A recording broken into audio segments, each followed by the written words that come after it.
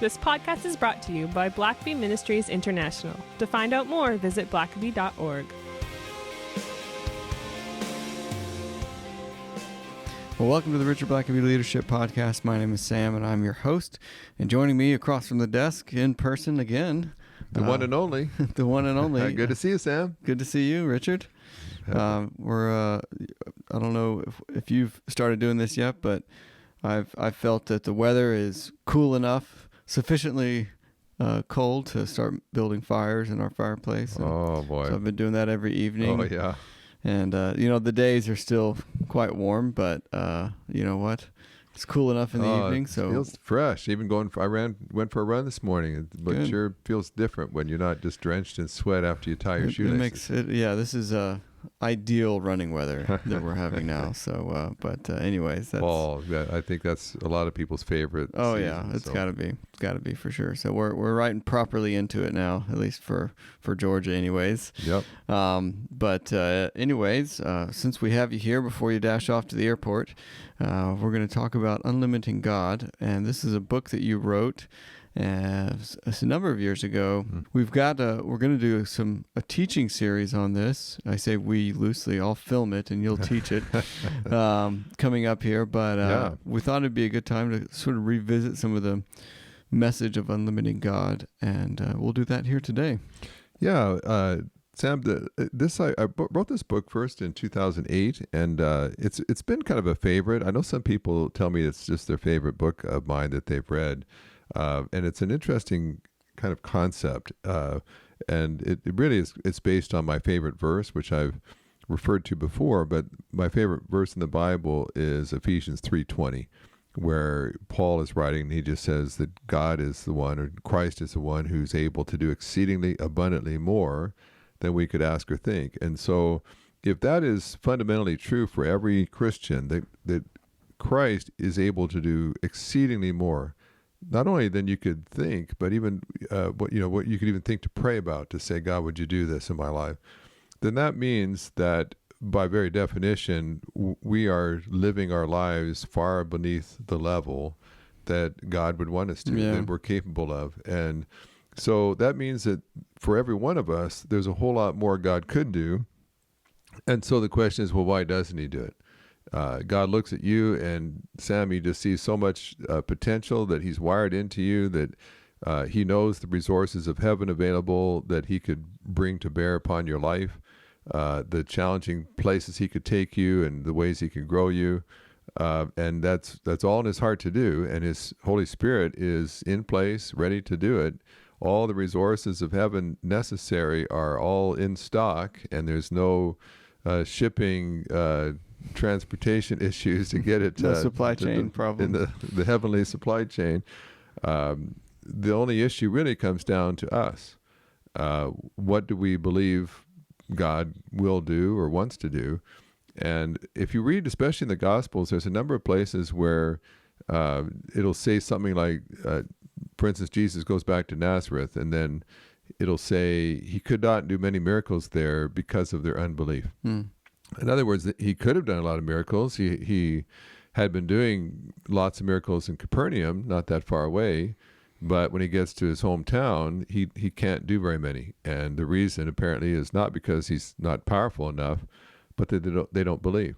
And there's a number of places where Jesus will encounter someone, and he'll say something like, "Be it done to you according to your faith." And basically what he's saying is the only limit to what I'm going to do in your life is what you'll believe me for. And so what that says to me is that it helps me understand why I see some people, and it seems as if God is just doing so much in their life all the time. Just every time you see them, they're excited about some new thing God has said to them or shown them or done in their life, and some miracle they witnessed or some awesome thing they found when they were reading their Bible. And they're just always being stretched, always excited about this new thing. And then someone else is having quiet times too, but they're just not all that, they're not experiencing anything fresh and new. They're praying, but they're not necessarily seeing miracles. They're, a good Christian person too, but they just don't see the same things happen in their life. My dad certainly was a good example for me. I knew lots of pastors in my dad's day, But I just didn't see anybody who saw the kind of things happen in their ministry, in their church, like my dad did. And I knew how ordinary my dad was.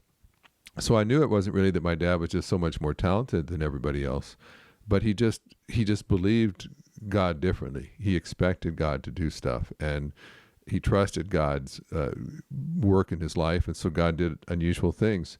And so the question I really have for our listeners today, and the question I unpack in this book, Unlimiting God, is it possible to increase your capacity to experience God in your life? Is it possible for you to say, I'm going to begin believing God for more? And whatever the limit is in your life, could I raise the bar on those limits so I have a higher limit, if you will? Mm-hmm. If you've ever had a credit card starting out, you might have said, how do I get an increase in my limit? I remember when I first moved from Canada to the U.S., I think I had credit cards in Canada that I could put $40,000 or more on, but coming down to the States, I didn't have the same credit rating down there, and so I was really hard pressed to get someone to give me a credit card. I think I had one company said, well, we'll give you a $250 limit. And I was used to $30,000, $40,000, and they're giving me a $250 limit. And so I was really motivated to get that limit increased quickly. But I think certainly when it comes to what you're capable of experiencing from God, that's something that ought to drive us to continually want to increase the limit. And so in the book, I look at about 5 different primary ways, areas of our life that we want to increase. And I'll just touch some of those here in this time. But one of those areas is just the limit to what we hear from God or what we see in his word. And there's a wonderful passage in John chapter 16, verse 12, where Jesus is talking to his disciples and he's unpacking all this amazing stuff. Of course, in John 15, he's talking about the vine and the branches and so on.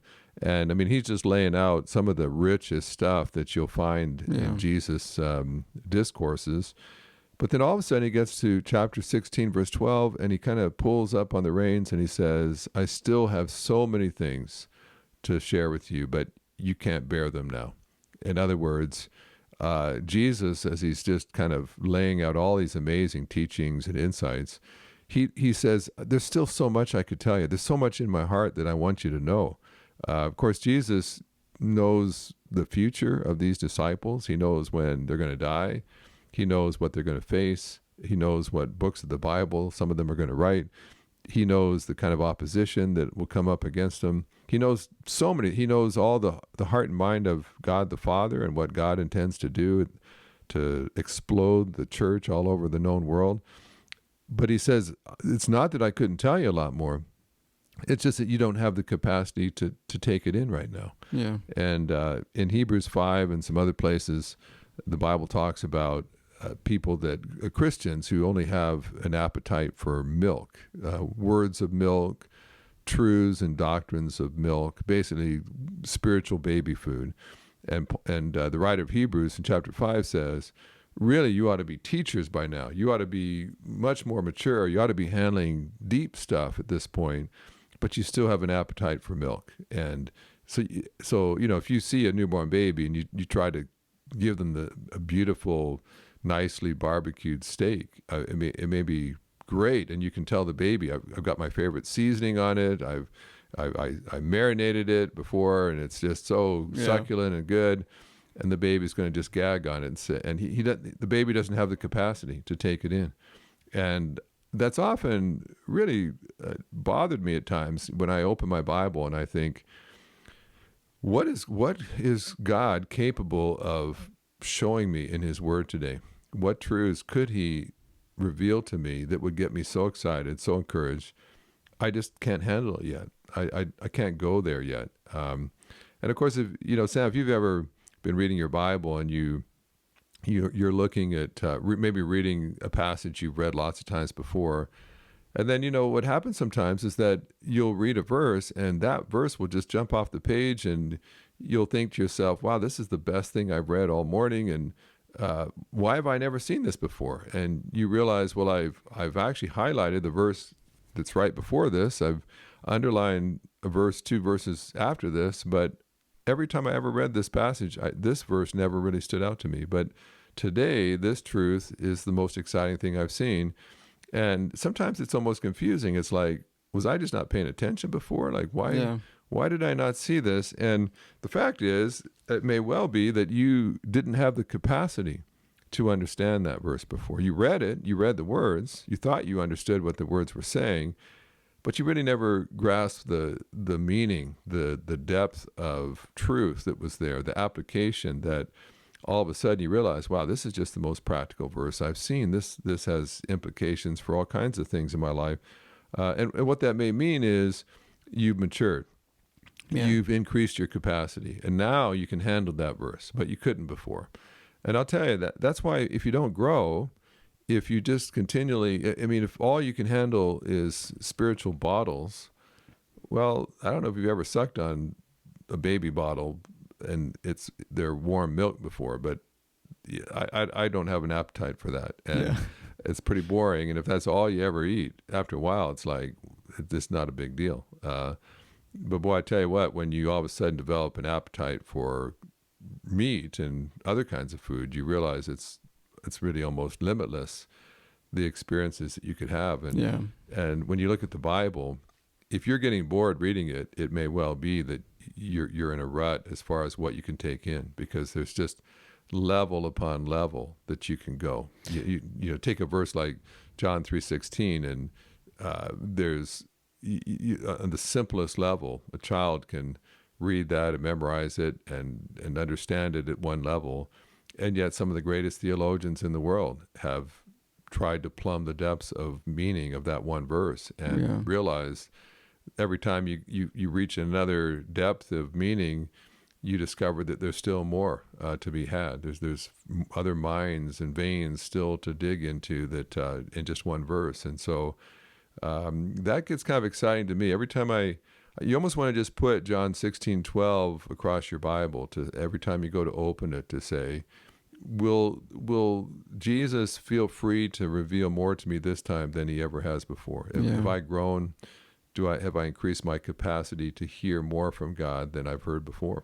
Yeah, and I just wonder too how many people aren't increasing their capacity because they don't know that they can, or maybe they've never seen what does that look like spiritually to go to another level, and so many people don't even know that they're bumping up against this wall, and they don't know that there is a whole garden on the other side, and just because they haven't seen it. And I think sometimes it takes a bit of work. I think it's just kind of like running. You keep running till you can run for a mile, and then you push further and try to run for 2 miles, and try to get to a full 5K, and it takes work, and you keep stretching yourself. And I think in some ways that's true also just with your reading. Some people just read lightweight stuff all the time, and so it never really builds a greater capacity. I always encourage people, pick up a book that's tough sledding for you. Pick up a book that you have to look up some of the words to know what they mean. Take up a book that from someone maybe you don't even necessarily agree with everything they say, but they make you think. They make you process kind of a rebuttal to what they're saying. Make you have to do some Google searches to discover what some of these philosophies are that they're even mentioning, or what this book is about. And but grow yourself, and certainly with the Bible, get some commentaries that maybe take you a little deeper, and maybe some devotional books that are thought-provoking, and but don't be content just to keep getting the same stuff, the same sort of spiritual milk. Increase your capacity for more. Yeah, that's key. Well, let's take a quick break here, and when we come back, we'll look at the rest of these. God's power and love have no limits. So why do Christians put limits on their relationship with Him? We could be pursuing greater knowledge, experiencing deeper intimacy, and abiding in a freer joy, and yet we routinely settle for mediocrity in our spiritual lives. Richard Blacky unpacks these questions in his book, Unlimiting God. It's on sale now at blackabystore.org, and we'll leave links to that in the show notes. And now back to the show. Well, Richard, we got a one point in here. And I got a great book though you could read that covers them all. Oh, really? Yeah. Good. Well, Be sure and pick that up at blackbystore.org. Shameless plug, but So let's kind of dive in, continue the overview of Unlimiting God. Yeah, well, there's another area that I would say is also crucial. Not only what you hear from God, but also what God does through your life, the kind of work God does. Again, why is it that God uses some people's lives so powerfully? Again, I've talked about my dad before, and pastoring a small church in Canada, but they begin starting all kinds of other churches. They start a Bible college, and you look at his little church and say, well, why was there so many things happening there? Yeah. Student ministry and all kinds of stuff. And then you see other churches, and it just doesn't seem like much of anything goes on. It's just the same old. Very same little old. on paper makes sense when it comes to that. Yeah. Like you see this one church has all the prerequisites that you would think to do great things, and another church maybe doesn't. And it's that church that, in the eyes of the world, doesn't have a chance that ends up doing the most. And so you'd say, well, of course it's God. It's just God chooses to do a work through one person or one church more than another. But you ask, well, why did he do that? What was it God saw that he said, with this church, I'm going to just really show off my stuff, and this other church just kind of flounders and kind of is stagnant, plateaued for years. And there's a great verse, a passage in John chapter 13, verses 36 to 38.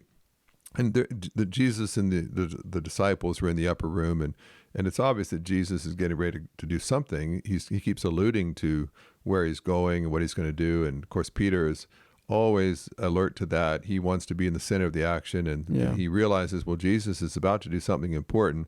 So Peter says, well, where are you going? And he wants to get himself ready. If you're going somewhere important, I'll be right there with you. And in a very devastating way, Jesus just says, well, Peter, where I'm going, you can't go now, but you will later. And what Jesus was saying, he was kind of expressing both truth and grace. With the truth was, he was saying, Peter, you don't have the character, you don't have the walk with God to go where I'm going now. I'm going somewhere only I can go at this point. But in grace, he says, but Peter, one day you will have the capacity. You don't have the capacity now to be a part of a work this great. But you're going to keep growing, and you're going to be humbled, and eventually you're going to have the character that's necessary to be used in a mighty way. And that's just a basic truth that I found throughout the Bible, is that God always matches his assignments with your character. So if you have a shallow, self-centered, prideful character, you're just not going to get a big assignment. It would ruin you. Your pride would take over. You'd take credit. You take the glory. So God says, I'll give you a small assignment perhaps, but if you let me grow your character, if you let me build your humility and your God dependency, I can do a lot more through you. And so, as we've often said, God first works in you before he works through you. And so Peter, he argues and says, oh, but I'm ready now. I really want this great assignment. And Jesus just draws a line and says, no, you're not ready. And I'll tell you, that can be devastating for a lot of folks, especially if you desire to live your life in a way that makes a difference, and to do things of importance for God's kingdom. And you feel like you're ready, and you're praying, saying, God, use my life, help my life make a difference. And then to hear those words, you don't have the character to be used any more significantly than you're being used right now. It's a devastating thing, but we are the gatekeepers to our character. We can choose and say, well, I want to grow my character. I want to be more humble. I want to be more kind. I want to be harder working. I want to be more focused. And the Spirit of God can help you grow in your character. He's an expert at that. But of course, you have to be willing. And so it's a pretty devastating thing to say, what's limiting God doing more in your life is that you've got a small character. But characters can grow. And I think that's encouraging. So another limiting factor in your life is going to be your character. Have you stopped growing as a person? Have you you're not any bigger of a person than you've ever been, but you keep wanting a bigger assignment. And God would say, let me first grow your character. And now you've got a platform, you've got a foundation for a bigger task. And then the third thing is just God's power. Why is it that some people just have the power of God in their life? They see miracles, they see answers to prayer, they are used by God to set people free, they're great evangelists. And then there's other people that you never see the power of God. You never see anything extraordinary happening in those people's lives. And again, there's a great story in Matthew chapter 17, verses 14 to 21. And there nine of the disciples come across a boy with an evil spirit, and they try to cast the evil spirit out, and none of them can do it. All nine fail. And so when Jesus returns, he sets the boy free. And then the disciples ask him and say, well, why couldn't we do that? And of course, if you go back to Matthew 10, you see that Jesus had given them authority. He told them, go cast out evil spirits. So he expected them to do that. And apparently they had been successful before. But this time they come up against a problem that's too big for them, that they don't have the power to take on this kind of evil spirit. And so when they said, well, why couldn't we? Basically, why are we limited here? Why is it that we've had success before, but now we've kind of gotten to the edge of our ability? And Jesus basically says, because of your lack of belief, your lack of faith. He says, if you have faith size of a mustard seed, you can move this mountain. But then he goes on to say, but this kind only comes with prayer and fasting. And you sort of get the sense from reading that Jesus was saying, you have had success before, you have cast out evil spirits, but today you came up against your limit. You got as far as you could go. Mm-hmm. You don't have the faith to cast out this kind of evil spirit because it's just more difficult. You can handle some of the easier ones, but today you came up against something that was tougher than you. But again, he says, but if you had more faith, if you trusted me more, you could have been victorious here too. And again, that goes back to what is your level of faith? What are you trusting God for? And do you want to see God do more? And I'll tell you, certainly in our post 2020, hopefully post COVID society and so on, this is certainly a time for God's people to say, I need to see God doing more in and through my life than I've ever seen before. Yeah. Whatever limit I had a year ago, 2 years ago, I hope I'm not still at that same level. I hope God now feels free to do more through my life than he's ever done before. And then maybe just a fourth one just to mention here. I'm just kind of skimming the surface here on this book. And certainly if you're interested in that, just how God could kind of raise all the limits in your life to another level, you certainly encourage you to read that book. But one last one I just get into is just the limit of your joy. And a lot of people don't think of that as that they have anything to do with their joy. It's just kind of, well, either I have a good day or I have a bad day. If I have a good day, my team wins. It depends on the traffic to the office. Yeah, if the traffic was light, if the boss was in a good mood, then I have joy. If my kids are behaving well, if I had a good night's sleep, then there's joy. And if not, then I don't have joy. I have very little to do with it. It's just, I'm just the stick on the waves of the ocean. Just I have no control over this. Yeah. But the fact is that we do some things in our life that affects the level of joy in our life. And as we've talked about this before, but in John 15:11, Jesus basically said, "If you abide in me and I abide in you." In other words, if you will draw close to me and you will just consciously walk in my presence, you'll pray without ceasing, you'll just stay consciously aware of me. He says, if you'll do all that, then he gets to verse 11, he says, then my joy will be in you and your joy will overflow. And so he makes a direct connection between your walk with God and the level of joy that you have. And so you see it expressed when you get to Acts chapter 16, verse 11, because there Paul and Silas, of course, have been falsely accused by people that were abusing a young woman and exploiting her. And they lie about Paul and Silas. They get them whipped publicly beaten, stripped in public, and thrown into an inner prison. And yet it says at midnight, Paul and Silas are singing. They're singing hymns, and they have joy. And what you realize is that Paul and Silas had a very high pain threshold or joy threshold. And what I mean by joy threshold is, how bad does your discomfort have to be before you surrender your joy? For some, the threshold's very low. Like we said, you just have someone cut you off in traffic, and your joy's gone before you even get to work. For other people, you can be whipped and beaten and thrown in jail unjustly, and you still have your joy. You haven't lost it yet. Yeah. And to say, well, why is it that some people have joy even under the most dire circumstances, and other people, it just takes nothing, and they surrender their joy? Well, it's because they have a different joy threshold. And so for me, and I've talked about this before, but what really struck home to me was, if I have a low joy threshold, if it takes nothing for me to lose my joy, then I'll tell you what, I suffer because I live a joyless life. Yeah. I have a joyless work life, a joyless walk with God. But worse than that, perhaps, is that my family has a joyless husband, a joyless father, joyless colleague at work, and they all pay the price because I surrendered my joy. And I'll tell you what, I know some people, probably some of our listeners, who work with someone that it's just a pain, because you just never know from day to day.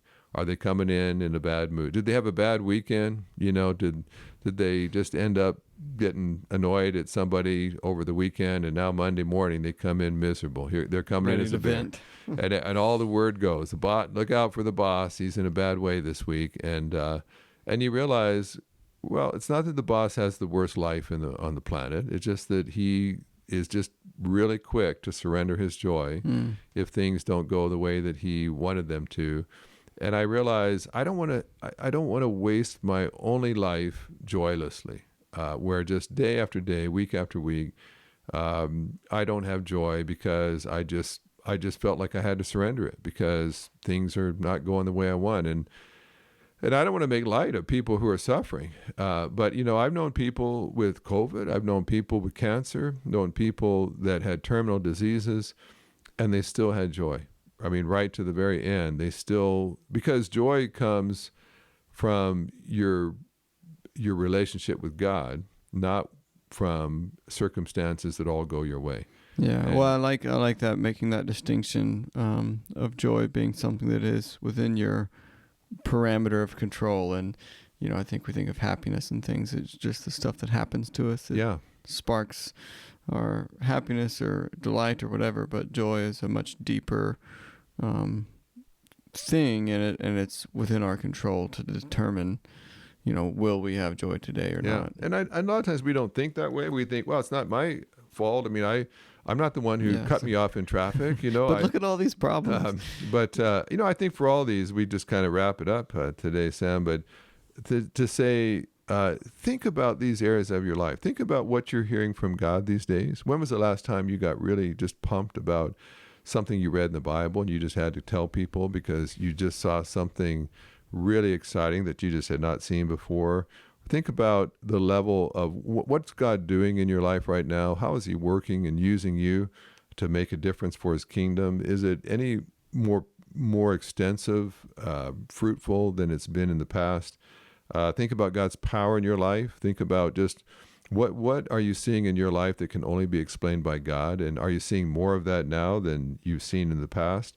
And then think about the joy of the Lord in your life, and think about, are you more joyful now? I mean, if joy comes from your walk with God, your walk with God ought to be the richest, fullest, deepest that it's ever been. You know him more now. You've known him longer now. So in a sense, your joy ought to be greater. The older you get, the longer you walk with God, the greater your joy ought to be. But is that the case? Or have you ever known some grumpy, long-term Christians?